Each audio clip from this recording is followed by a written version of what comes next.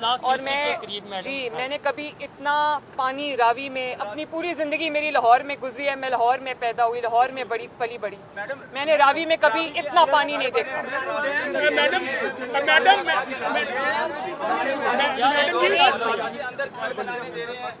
پاکستان نے پہلے جواب دیا انڈیا کو, اس کو ناکو چلے چبا دیے, اب یہ آپ بھی جاری کر دی, اس کے بارے میں کیا کہیں گے آپ؟ دیکھیں, ہمیں اپنے جو انفراسٹرکچر ہے, اپنی واٹر سٹوریج ہے,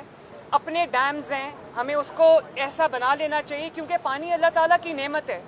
جو پانی وہ یہاں پر بھیجے, ہمیں اس کو نہ صرف سٹور کرنا چاہیے بلکہ اس کو ہمیں اپنی کھیتی باڑی کے لیے اپنے لیے استعمال کرنا چاہیے. اس لیے پانی کو سٹور کرنے کا انفراسٹرکچر بنانا بہت ضروری ہے, اور یہ کوئی آسان کام نہیں ہے, اور یہ ایک ایسی چیز نہیں ہے جو اوور نائٹ ہو جائے گی. میں نے اپنی ٹیم بٹھائی ہے, اریگیشن ڈپارٹمنٹ کو بٹھایا ہے, این ڈی ایم اے کو بٹھایا ہے, پی ڈی ایم اے کو بٹھایا ہے, اور میں نے ان سے یہ کہا ہے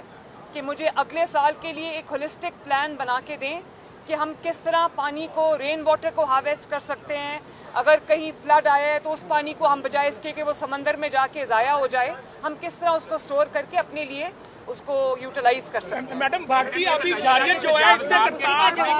کرتارپور جو ہے وہ ڈوب گیا ہے. سکھوں پاکستان میں بسنے والے جو سکھ ہیں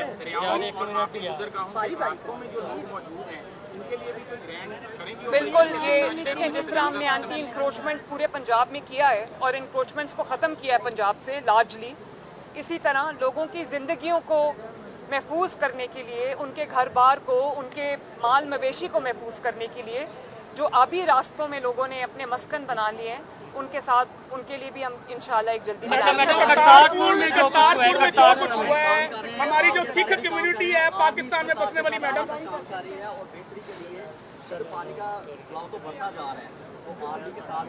پانی کا فلو اب کم ہو رہا ہے, اللہ کا شکر ہے, پانی ریسیڈ کر رہا ہے. میں جہاں پر میں نے پولیس کا ریسکیو 1122 کا شکریہ ادا کیا, ان کے پرسنل نے دن رات کام کیا ہے, راتوں کو جاگ کے کمشنرز نے, ڈی سیز نے, 1122 کے لوگوں نے, پولیس نے